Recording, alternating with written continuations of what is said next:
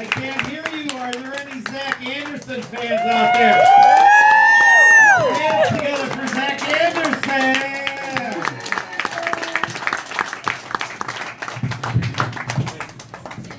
What's going on, everybody? Got a good-looking crowd out here. Got some good-looking ladies out here. Give it up for yourselves, ladies. Now, I know what you're thinking. I am single. I will be accepting applications at the door after the show. But my biggest issue is because I'm pretty sure most guys are supposed to be born with a sense in their head that helps them detect crazy girls. And alcohol makes mine malfunction a lot. Like I had one girl, you know, it was going great at the start, but then I woke up in the middle of the night and she was sitting on my chest with a knife to my throat going, "Who the hell is this mom bitch you're texting?" I knew she was really crazy because it was actually a spoon. I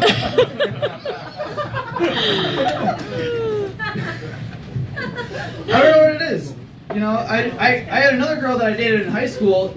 I broke up with her, and the next day at school, I'm talking to one of my friends, and she had called her, and conversation started with, you know, I miss him so much, and then the conversation ended with, I want to chop his dick off and feed it to the crows.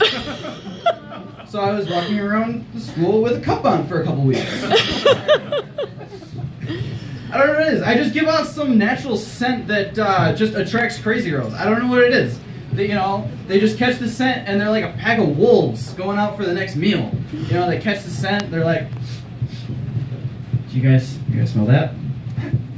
It smells like desperation. By Calvin Klein. I had another girl, my last girlfriend, told me multiple times while we were dating that she had to break down my self-esteem so that I never left her. And then she dumped me for a gay guy. What do you think that did for my self-esteem? But no, I'm still trying to figure out who won in that situation because, like, I'm not getting any ass, but I know she's definitely not getting any ass. No, my biggest problem is I don't know how to talk to normal girls because me talking to a normal girl is basically just me walking up and be like, "Hey, how's it going? You have a boyfriend? Oh, the guy you're just dancing with that's dancing with 3 other girls at the same time now? That's a boyfriend? Yeah, that makes sense. I'm just gonna go slink back in the corner and just down this whole bottle of whiskey."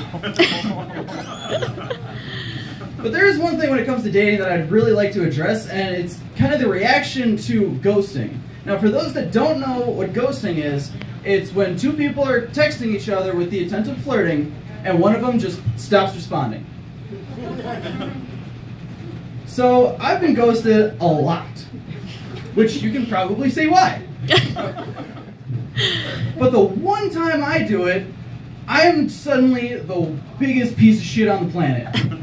She keeps texting you, you know, she's just blowing up your phone. She's like, "Why don't you talk to me?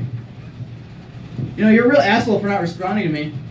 You're literally the biggest piece of shit on the planet for not talking to me right now." And I'm just looking at my phone like, yeah, that's attractive. That really makes me want to respond. Fucking Amber, whatever the fuck your name is. But on the rare occasion that I do manage to work up enough confidence to actually talk to a normal girl, sometimes it works out pretty well. Case in point, I'm out with one of my friends. She brings one of her friends from school with. And, you know, we're out at the bar, having a few drinks, having a good time. Next thing I know, I'm dancing with the second chick. I'm like, okay, this is awesome. Next thing I know, a couple minutes later, she's making out with me. Like, shit, this is even better. But I'm also thinking in the back of my head, I'm like, okay, what do I do from here? Because do I just keep dancing, or do we like just start having sex on the dance floor? What do I do from here? Because in my head, I'm basically like, okay, there's no possible way it's gonna go any farther than this. You know, there's no way she's gonna go home with me. Oh, she's getting in my car and now she's in my bed. Now you're probably thinking, there's no possible way that he was able to fuck this up. And you'd be 100% right. It was the best night I've had in years. At least until I woke up in the middle of the night with her sitting on my chest with that knife to my throat.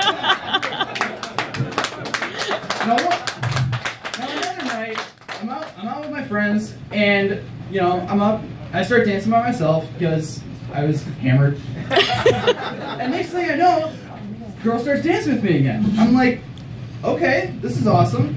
But then her friends just descend on us and start surrounding us. You know, and I'm just in a complete circle of white girls, which is the most terrifying sight on the planet. Especially if you're someone like me. But you know, so I just keep dancing with her, and next thing you know, her friends are whispering in her ear. And I'm just like, you know, I don't know what they're talking about, but in the back of my head, the little alcohol monster is like, oh shit, I bet they all want a piece of you.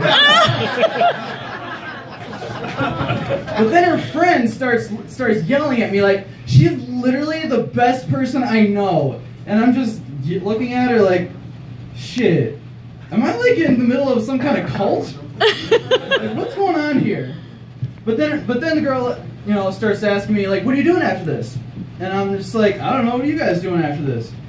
Well, we're going over to her house. She actually lives on a farm. And as soon as she said that, I was like, oh, hell no. You are not taking me out in the middle of the field and chopping my dick off and feeding it to the crows. You guys have been awesome. I'll talk to you guys later.